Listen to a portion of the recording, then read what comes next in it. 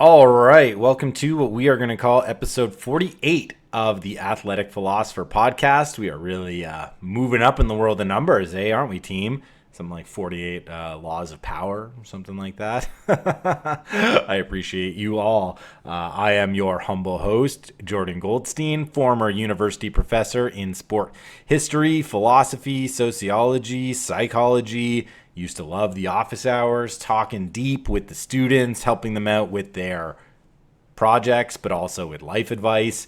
Didn't so much care for my colleagues, the ideologies, the groupthink, the censorship, the strictures, the social pressure of the university. So we're not there anymore. Maybe it's a mutually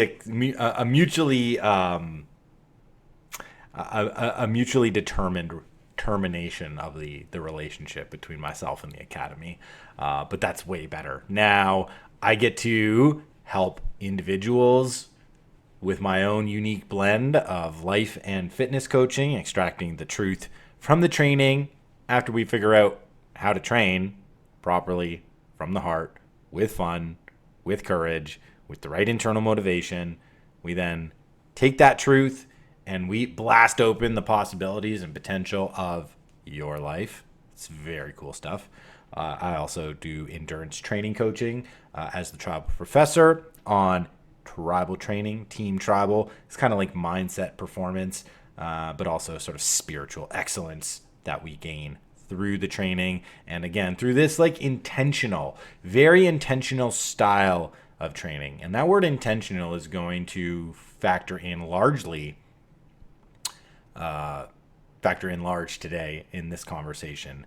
I'm doing a lot of these direct responses these days when it comes to podcasts, which I appreciate, because I have a load of information inside of this brain when it comes to sport, philosophy, the synergies between them, and definitely the application of wisdom and of some philosophical concepts through the body. And if you want to know how deep down and how woo-woo that stuff can all be, take a listen to the previous episode, number 47, which was my deepest dive yet into philosophy and how action and our physical activity, when practiced with the proper intentionality and knowledge and awareness, actually allows us to sort of like bend reality.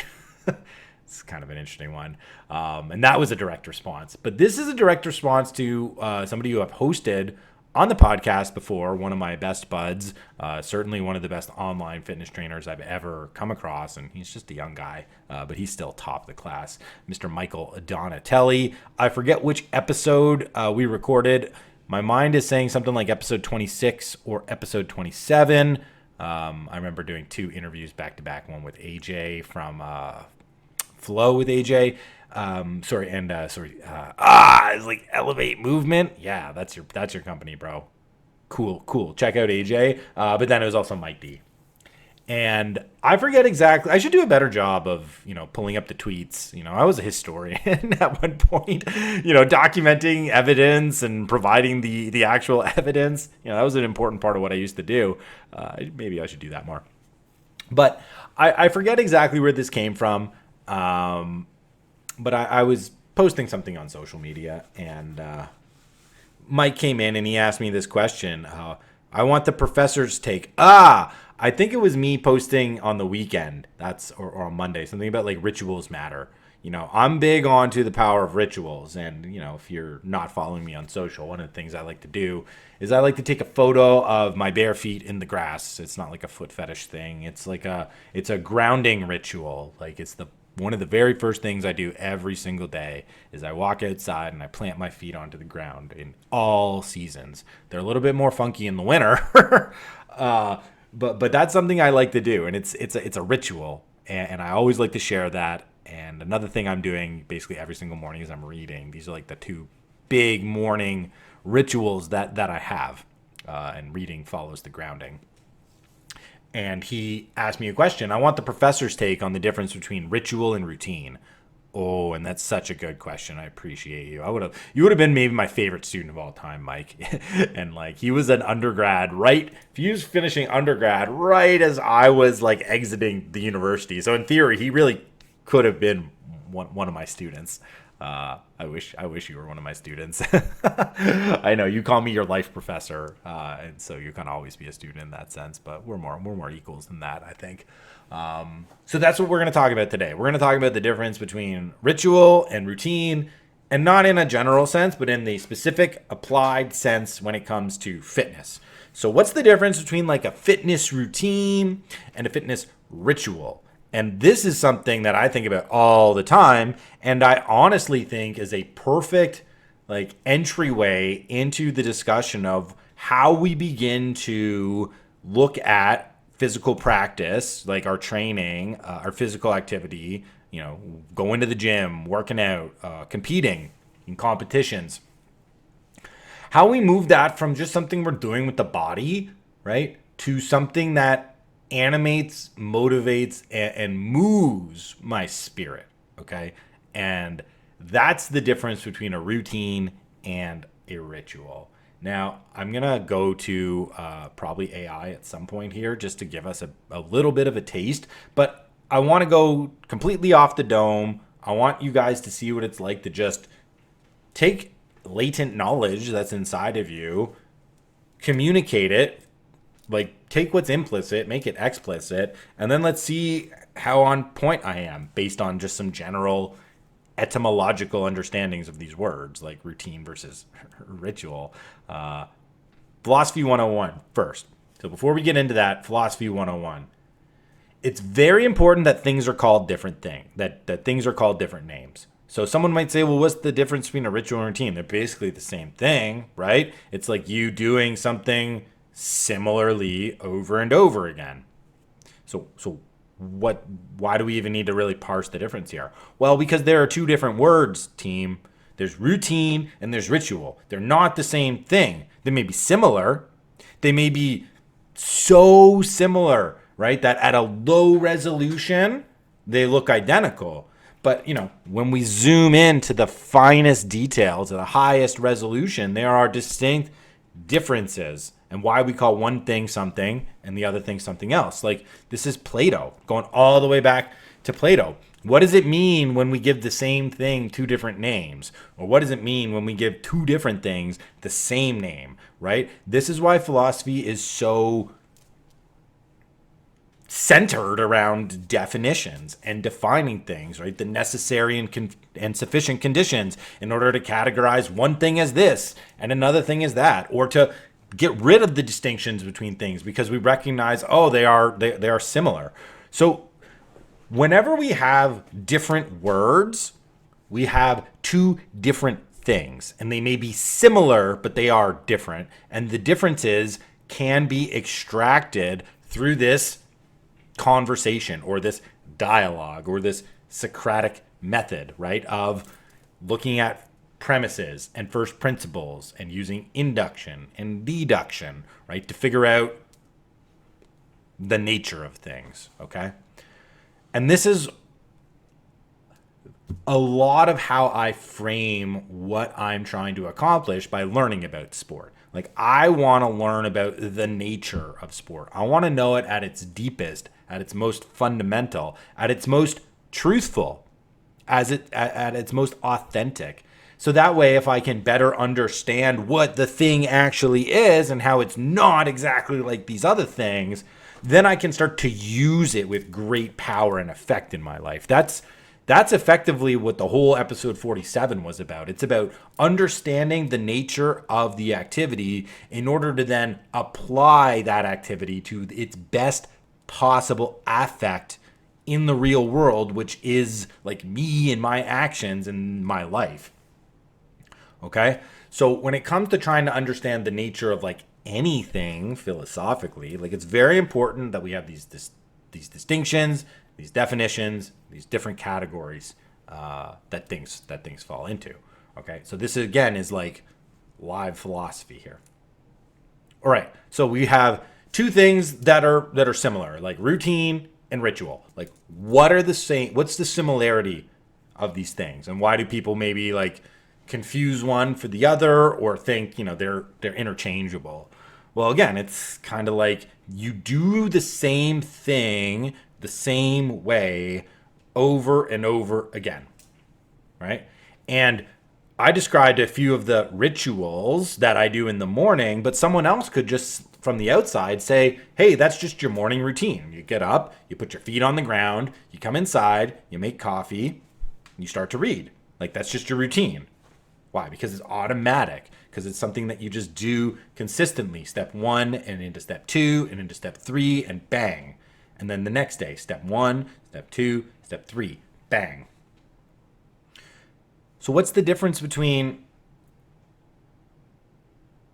the routine and the ritual? Deep intentionality. That's the difference. It's the deep intentionality. The routine serves you. The ritual serves a deeper purpose. Let me say that again. A routine serves you, and a ritual serves a deeper process, right? A bedtime routine is like brushing teeth, right? A bedtime ritual is saying a prayer before you go to sleep. One is totally confined within yourself, the routine. The ritual connects you to something larger, to something grander.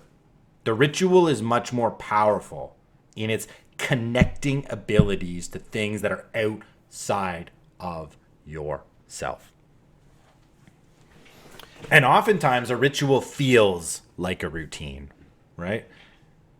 I talk about ritualizing exercise all the time. Why? It's to bring in this deep intentionality. It's to move me away from mechanistic and robotic motions into passionate, creative, imaginative, exploratory, meaningful, and purposeful movements.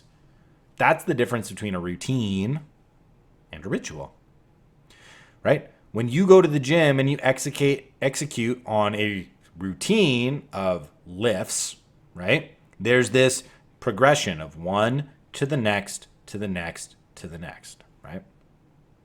But it's likely every time you visit the gym, there are greater rituals at play, right? Rituals provide this sort of peace, this overarching connection between the actions that I'm doing today, the similar actions that I've done yesterday, and the future actions that I will do tomorrow. The power of the ritual is in doing the ritual. The routine just happens. Okay? This is another way to think about these differences. So when it comes to like fitness now, most people say, I want a fitness routine. Like, I want something where on Monday I do this, and on Wednesday I do that, and Friday I do that, right? And I want it to become automatic. I want it to be in my schedule. I want to have the motivation to do it. I want to have the means, right? And I want it to fit. Like, I want it to just move seamlessly in my day, and I don't want to come up against any friction. And for some people, that happens. I'm not going to suggest that doesn't happen. I think for most people in fitness, though, we don't have routines. Like, we have guardrails. We have ideas of what we want to do, and sometimes that is like a structured program. But oftentimes, it's about fitting it in. It's about making it work. It's about massaging the time in order to allow the routine space to happen. But what provides like the motive power to keep doing the routine? That's where the meaning of ritual comes in. Like, ritual is deeper. So in that example that I was just talking about, it's like you go to the gym Monday, Wednesday, Friday. What's going to allow you to better make meaning of those times? Well, there's likely a series of important rituals that are not routine that you have to go through in order to properly attune yourself to the work and the demands you're about to do. That could be putting in your headphones and listening to a particular style of music before and during. That could be like a look in the mirror of like, we're here to work. Like, it's a little bit of a moment to connect what's happening in the present moment to a larger narrative about yourself. A ritual is a way to place myself in the grand cosmos, in the grand scale of time. A routine just sort of happens. A routine just kind of happens. It's like this idea of becoming a habit. It's just something that's natural or that just occurs without thought. Ritual is intentional. Ritual is intentional. You may not always have your heart in the ritual. That's fair. Like, you're never going to have the high intentionality always that this is so meaningful and important, right? Sometimes we do end up like going through the motions when it comes to a ritual. Like, think about if you're religious, everything should be sort of flowing around in your head really nicely. I'm Jewish, so rituals are a very important part of Jewish practice in terms of saying the prayers, doing things in a particular order, doing things on particular days. Holidays have all these associated rituals, even garments, prayer books.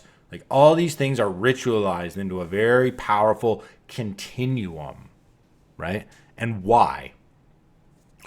Why do we do the rituals? Even if our heart's not in it 100% of the time. Well, it's to connect us in place and time with purpose and meaning, right?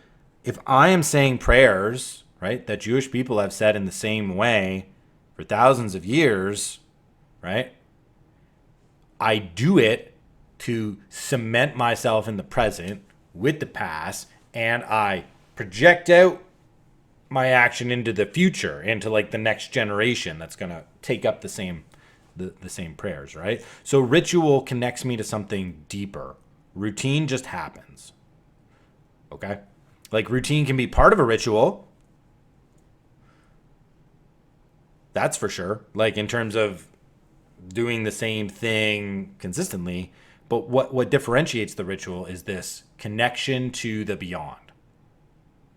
And, if we're talking about fitness and we're trying to talk about things like training from the heart, value-based fitness, the spiritual side of athletics, like, this is where most people, I think, get tripped up with fitness.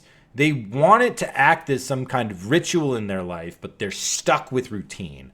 They're stuck with mechanistic, robotic styles of moving their body, which don't mean anything, and they don't place them in any kind of a context with a beginning, a middle, and an end, right? Like, the narrative structure is so powerful and it's so deeply ingrained inside of all of us that it's how we make sense of everything that happens. Everything that happens to us must be situated in some sort of a story format with the beginning and a middle and the end. And if you don't think that's true, I dare you to tell a story that doesn't conform to that. I dare you to try. I dare you to try to tell me about your day. Tell me about like your favorite song. Tell me about your favorite athlete. Like, tell me about the thing that happened to you that you don't appreciate. Like, someone cut you off, right? It's always going to be contextualized. It's never just, oh, they cut me off. It's like, well, no one cares about that. Put it into some sort of a context. I was late for work. Like, I had a tough morning. Like, maybe, I don't know, my dishwasher malfunctioned, right? And I had to spend an extra 30 minutes, like, cleaning up something that was totally out of my control. And now I'm rushing. And then all of a sudden, like, these drivers who are reckless and dangerous, they're cutting me off. And, I'm trying to, battle the line between safety and urgency. And I'm flustered and okay, well, see, now the story makes sense. Like, so we need this narrative, which is why the ritual becomes so powerful, which is why we do the ritual always. Why we're always doing the ritual. Routine's malleable. Ritual's concrete. I have to do the exact same thing all the time when it comes to the ritual. The routine can be massaged. I can leave a step out if I need to, right? I can get back to it the next day. I can habituate myself to a little bit of a change or a little bit of an adversity. Like, the power of the ritual is in doing the ritual. It's in the fulfilling of the ritual. So when it comes to fitness, how do you ritualize? How do you get out of routine? How do you move to the next plane? Well, you have to start contextualizing fitness. You have to start connecting it to the things that matter to you. This is why I always say thread it through the heart. Everything should be threaded through that beautiful, open heart of yours, right? If the problem with routine is robotic, mechanistic, unthinking action, which, hey, in a lot of our lives, like, we need that. We absolutely do. Okay, so I'm not here to say routine is bad. I'm here to draw out a distinction between routine and ritual and suggest why ritual is far more meaningful when it comes to fitness than just routine. And also give a hint as to why I think most people fail in fitness, because they want that ritual, but they only see routine. Okay, and part of it has to do with this robotic and mechanistic motion. Is the first building block of any fitness routine is, what am I actually doing? How am I actually moving my body? And is it in a way that is challenging growth, either cardiovascularly, strength, agility, mobility, like whatever. Like, we want exercise to stretch us physically. We want to grow, right? But there's like a million different ways that motion and movement can accomplish that. And it all depends, again, on where my intention is and where I want to end it. So I have a start, a start, a middle, and an end here.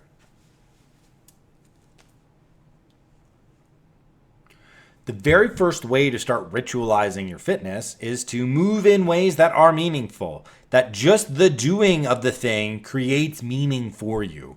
Like, if I'm somebody that struggles with consistency in the gym and I drag my sorry butt there, 2 to 3 times a week, and I'm just like going on machines and I don't really like any of them, and I'm sort of just doing it because I know I should.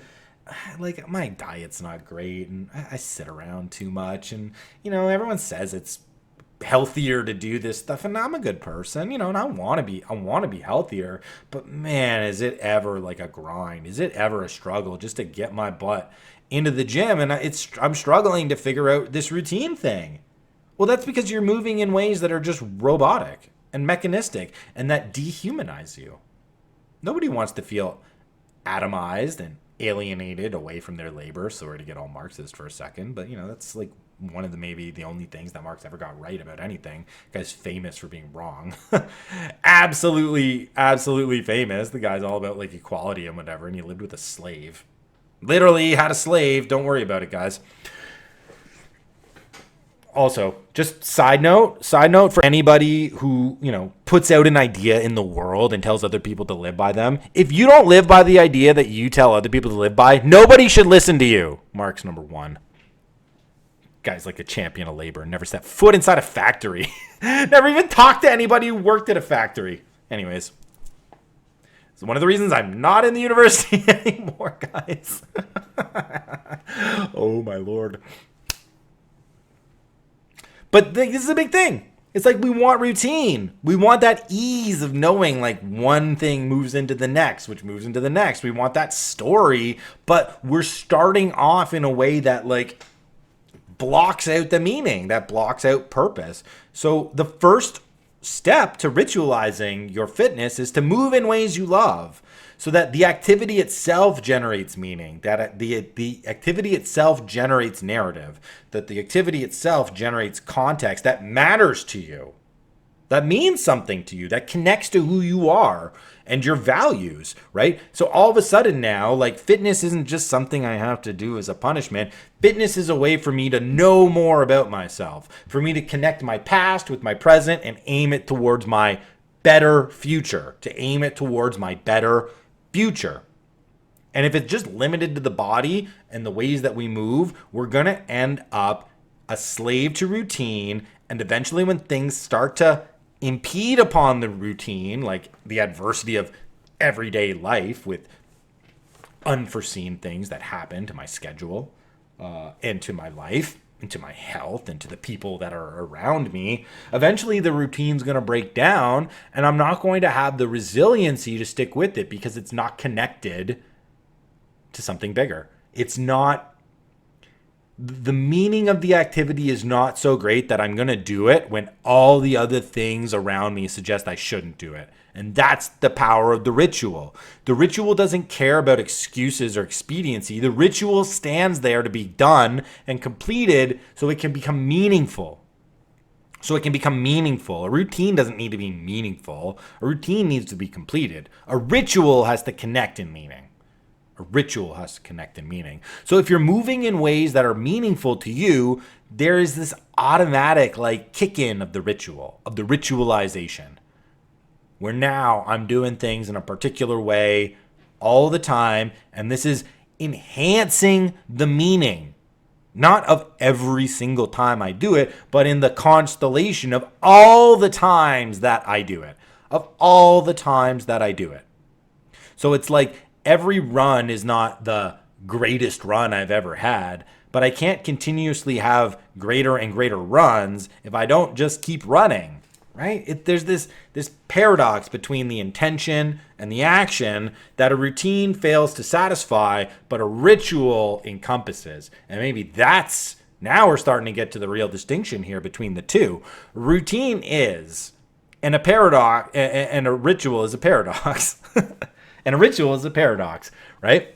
And I've long been thinking about this idea of the ritualization and what it means to just do something. Like what it means to just do something because it's the right thing to do. Or it's the prescribed thing that we've got to do. And I remember talking about this. Shout out to Brandon Luttrell. Brandon is a homie. He's a tribal teammate. He's also a coach. I've also helped guide him on courses. And he's just like an awesome dude. He's a fellow 86er, and that's a key vintage, right? Fellow 86ers out there. But I remember we were doing the Zion 100 last year, and Brandon was struggling, and he was at the back, and we ended up having a really nice talk about Leviticus. I'm reading Leviticus again right now. And the idea that we were talking about, and Brandon has a really great story. This guy's just an absolute like champion of life and somebody I look up to a lot.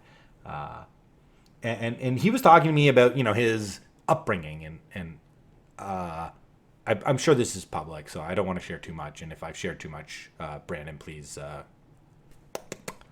get me in private for this. But, you know, Brandon grew up with a sort of like a fundamentalist background. And, you know, a lot of his adult spiritual journey is trying to figure out, like, well, why do I do things just because I'm being told to do them? And because, you know, that's the way they've always been done in terms of, like, religious rituals versus, like, finding meaning for myself and other things. You know, it's a great question. It's an excellent question. And the idea that I was sort of thinking about last year at this time, April in 2024, was this idea of outward consecration, right? Like to consecrate something means to like make it kind of holy through a particular action, right? So we have outward consecration, right? So I, through the outside manifestation, through the acting out and the participating in certain rituals, like I can consecrate myself, you know, and this is born directly out of the idea of, you know, in Leviticus, let's just say we're talking about the priests, we're talking about Aaron, like what do the priests have to do in order to enter the sanctuary, you know, the tent of meeting, all these things, the Holy of Holies, in order to enact and bring forward and bring out the sacrifices, which in this time are legitimately animal sacrifices. Like you gotta hack this thing up, you gotta do it in a particular way, and then you gotta sort of like burn it in a particular way, depending on what the sacrifice is and what the animal is. And a lot of these chapters in Leviticus, it's like one of the chapters is just on like what the priest wears, right? It's like, and then he puts this on, and then he does that, and this is made with this, and it's fastened like this. And, you know, there's all these particular rituals, and you're reading this in like 2024 and 2025, and you're like, I'm never going to have a tent of meeting. I'm never going to sacrifice animals. Like, why am I reading this text from, you know, 3,000, 4,000 years ago about all these strange rituals? Like, what's going on? And one of the ideas that comes through, at least in the Old Testament, is this idea that outward consecration reveals inner sanctification. right? So fidelity to the ritual, to a prescribed ritual that connects to meaning, purpose, and something beyond, like a religious ritual, right? The doing of it consistently with fidelity and care and discipline, even if like the intention is not always there, that is going to bring about the inner sanctification, right? The purification of my soul, the sort of bringing of my spirit towards my heart, and then being able to courageously live that part of myself out, right? Like the higher version of myself, right? So a ritual that becomes a routine can lead me towards transcendence. And that's sort of the idea. This outward consecration of inner reveals inner sanctification, right? And that's why a ritual is so much more powerful. And when you're thinking about like a spiritual aim of exercise and a physical activity, well, shoot, that's right to my character. Like that's to provide virtue. This is like Aristotle 101 here. It's to embolden the parts of me that are the good parts of me, that are my character, that are how I act in moments of adversity. And I'm able to bring forth courage and wisdom and fortitude and prudence and restraint and temperance and justice and righteousness, right? Discipline, intensity, intention. So if sports at their nature, to go back a little bit in the conversation, how is this a conversation? It's me talking. I'm trying to converse with truth. And if anybody ever hears anything that they want to clap back at me at, like, please come at me. I'll do another reaction pod. Isn't that funny how this works?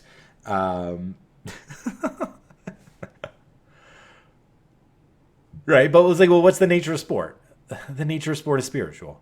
The nature of sport is an arena of moral challenge, right? We use the body to get into this moral space where I am forced with a bunch of different options on how I can act, and I can either sort of let the lower version of me go, or I can let the higher version of me rise.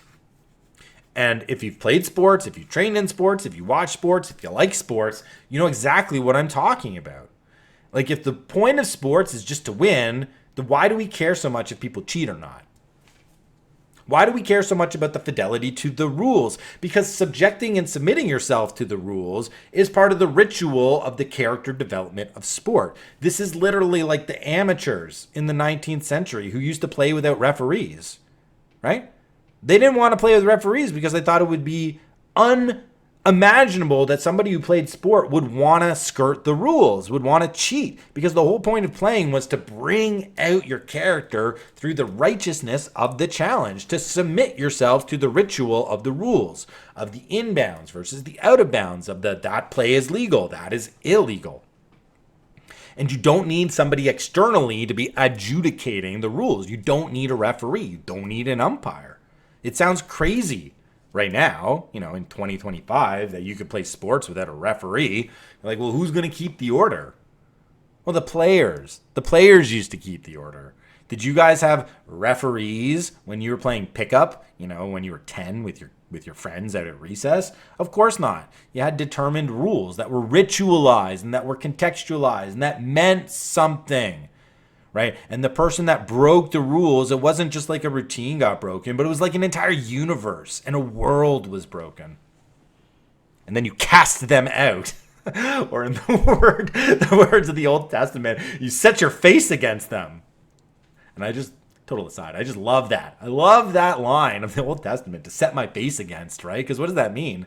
Because if you look at God in the face, according to the Old Testament, you die. Humans aren't allowed to look at God in the face. So if God sets his face against you, that means you got to turn and run away, and you're not welcome anymore, lest you die. And, when you break a rule in sport and it means something, Like you kind of feel like that. Like in soccer, we used to play these pickup games of soccer all the time at school. And if you like handled the ball on purpose to gain some sort of weird advantage, like everyone would throw you out. See you later. We don't want you. Doesn't matter whose team you're on. Okay? So the point of sports, the nature of sports are spiritual. They're these character struggles. They are these moral arenas for battle against ourselves. Okay, so the ritualization of sport more aligns me to its nature. And now, we'll go back to Aristotle, when I understand the nature of an activity and I can align it with internal and intrinsic motivation and inspiration, which, is part and parcel of a ritual. Routines more often than not require external pressure or are more determined by external forces and elements. A ritual's got to come from the inside. And we all know what a hollow ritual looks like. And the point of sort of doing it over and over again is that even when you are out of that intention, like fidelity to the action will kick you back in. It will kick you back in over time. A routine doesn't. A routine doesn't.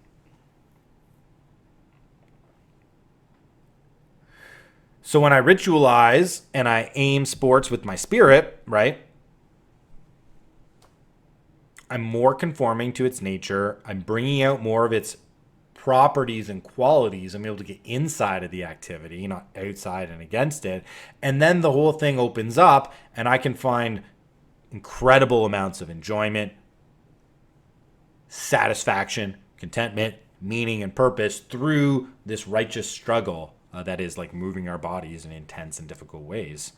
But it doesn't happen without intention, and it doesn't happen without awareness, and it doesn't happen without aim, to go back to sort of the initial distinction and differentiation that I placed between ritual and routine.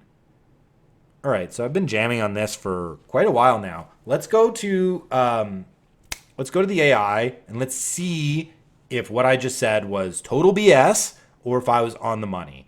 And this is going to be really fun because I have not looked at the difference between routine and ritual, and I'm going to just base and evaluate what I just said against just some basic etymological distinctions, and that will be kind of our conclusion as I synthesize and then wrap up. And another reason I want to kind of do it this way is so you guys can, again, this is like live philosophy. This is thinking. This is real thinking that's happening. Like we're rubbing the six together inside of the brain to try to make some smoke. Okay? Like we're really exercising and pushing the boundaries of thought and creativity. And I'm willing to be wrong. And I'm willing to be wrong in public. This is another brilliant part about sports, and the competitive element of sports is that you have to put yourself out there. So that's kind of what we're doing. All right. I'm going to do it on my phone to show you guys literally how in real time we're doing this. We're going to go to my phone right here, go to Perplexity. I did this, I think it was 2 episodes ago or last episode. Either way. Ask anything. Sure thing. What is the difference between a ritual and a routine? Mike Donatelli's question. Let's see what Perplexity tells us. First sentence, guys. First sentence. The main difference between a ritual and a routine lies in intention and meaning. Bang! A+ for this guy. A routine is a series of actions performed regularly, often out of habit or necessity, and is usually done on autopilot, focusing on efficiency or productivity. Routines are process-driven and help turn behaviors into habits, making them automatic over time. I would say I did a pretty good job on that one. Ritual. A ritual is similar in structure, often a repeated set of actions, but is performed with intention, mindfulness, or a sense of purpose. Ding, ding, ding. Rituals are purpose-driven, transforming mundane activities into meaningful experiences, often infusing them with personal, cultural, or spiritual significance. I don't even. I might probably just broke my phone just dropping it. Drop it like it's hot. Drop that mic. Drop that philosopher's mic, guys. Come on now. Right? It's all in the intention. And it's all in this continuity. Actually, let's see if they say anything about continuity. In essence, routines focus on what you do, while rituals are about why you do it and how it makes you feel. You can turn a routine into a ritual simply by performing it with intention and attaching meaning to the actions. Okay. It doesn't have anything to say about continuity, but I'm sure I could prompt it a little bit. And in here, maybe that's the place to sort of expand on this, because literally the AI just told me everything I just told you. It just told you everything that I just told you in terms of what's the difference. It's intention and its meaning and its purpose. Now, continuity, that's my own addition, because again, like, I'm a historian, so I've been trained in the narrative. Like, I've been trained to look at everything and to fit it into some sort of an explanation with a start, a middle, and a beginning, and to have cause and effect kind of sprinkled in terms of internal and external forces, especially when it comes to how historical events play out, what preceded them, and then what was their legacy, what was their impact, how did it play out. So the continuity part of this, I believe, if the AI didn't just like go down, no, it didn't. The continuity lies in sense of purpose, right? Without continuity, there is no sense of purpose. Like, you're not atomized. You don't exist in a vacuum. Like, you were born in a particular time and place within a context, like within an environment, within an era, with a family lineage, with a culture, with a religion. Like, so your birth, it's like it already puts you into the middle. This is why rootedness is such an important concept for human beings, right? And why place is such an important concept for human beings. Not like just like a physical place, but the idea of like being in your place and in the right place. Not just in this moment, but in the broader understanding of all possible moments. That's how the brain works. And the brain automatically wants us to be filtered in our experience through this like start, this middle, and this end. So the ritual, why the rituals are so meaningful is because they put us into place. They put us into place. A routine just happens. A ritual situates us. A ritual situates us properly in the right place. This is why religious rituals are so powerful. They connect you in time. They connect you in a circle of time. Like, all that ever is has been, and all that ever will be has already been, right? Like, and all that ever was is. When it comes to doing this way, for this reason, to pass it along. So when it comes to physical activity, when it comes to fitness, when it comes to sports or competition, the meaning that you can bring into fitness is this idea of place and situation. We'll just say situation. Not in terms of a situation, but like you actually like situation as a verb, not as a noun. Situation as a verb, as an action. And again, like, what's going to bring you peace? What's going to bring you purpose? It's that internal signal that comes from the heart. So when I move with purpose and meaning, a ritual almost constructs itself over time. I actually don't even need to construct the ritual. The ritual will be made through my own actions. I just have to do things that matter with the right intention. And then automatically a ritual will grow. So when it comes to fitness, I'm going to use my own example when it comes to trail running. And I didn't work this out. This is like real-time thinking. I was somebody who struggled to find consistency in fitness because I was looking for a routine. I never found something that sort of situated me. I was a soccer player growing up. I got injured. stopped playing soccer, stopped moving, was looking for a way to get back into the gym. I had this ideal of myself, like in my mid 20s. I'm like, it's okay if you take a little time to not be super sporty. Like, you've been sporty, you've been training, you've been competing your whole life. It's okay to go and try something different. Like, and I did music. I was in a band, so we're writing songs, we're recording, we're touring, we're doing the worst job ever at marketing, but it's part of the learning process. And I'm not really moving. And I want to get back into it. But I don't know how. And I have this ideal that, you can slack off for a bit in your 20s, but by the time you hit 30, you better be in better shape than you were when you were 20. And, this is just this vision of the future. It's this meaning. This is this pull. And a routine's like, okay, do this body weight routine. Go use these machines at the gym. Like, I tried like a dozen times. Never worked. Never stuck. I could never make anything a routine until I went trail running for the first time. Everything clicked. Trail running was like this most meaningful of all activities because it combined all of these things of my past that I loved into a brand new and exciting thing. I love pushing physically. I love being lost in nature. I love exploring and adventuring. I like feeling like a conqueror. And I love the creativity of motion. I love creativity of any kind, but creativity of motion is something that I really gravitate towards, even for music. Like, the reason I played the style of music that I played was so I could jump up and down and move around and like rock. Like, we played hard, loud, aggressive, like punk progressive style music that you can literally like bop around. Like, when you're on stage, like that's a workout on stage, right? But that was the kind of music that I wanted to play because it was this physically creative expression.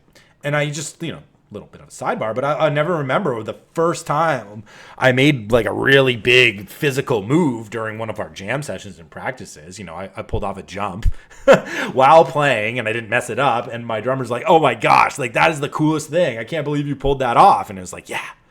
That's what I love about this. Like, I get to express myself, I get to create, but I get to be physically in motion.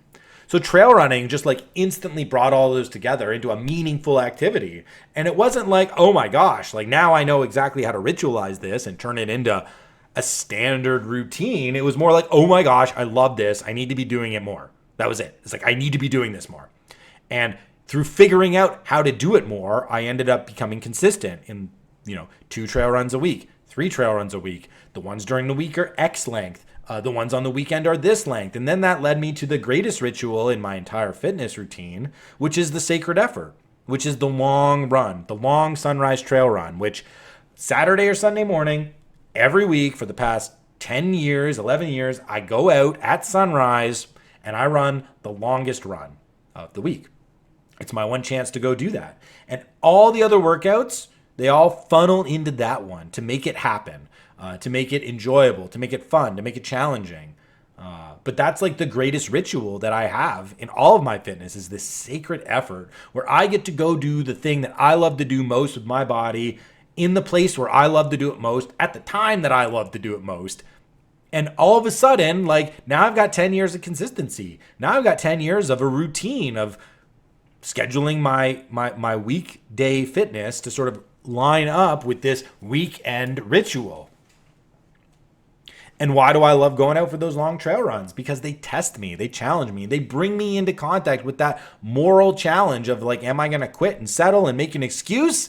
And to be fair, like sometimes that happens out on the trails.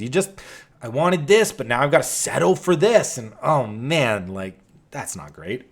Oftentimes that's through battling in the winter or in the heat or something like that, like using the extra challenge in nature. But it wasn't me like actively thinking, okay, sitting down, I got to write out what the ritual is. I got to prescribe all the steps. It's like, doesn't work that way. You do the action, use the signal that's inside of you, like enjoyment and fun and curiosity and creativity. Do it as often as you can. And lo and behold, the ritual will construct itself right for you, right in front of your eyes. It's like a magic trick, guys. It's like an absolute magic trick. It's the same way in which like my intention to extract out knowledge about myself through physical activity actually allows me to bend and shape reality towards my perception, because I'm both knowing more about myself, but I'm also knowing more about the limitations of the world, the ones that are real and placed upon me, and the ones that are illusory and maybe like figments of my brain, figments of my mental patterns. Okay? So the ritual and the routine, they may look similar, but they are totally different, because one comes right from the heart and the other I can just do without even thinking. I could just do it without even thinking. And for anybody who's looking to get more out of fitness, like that's where you get more. You get more when you bring your heart into it. This is great. The mind is great.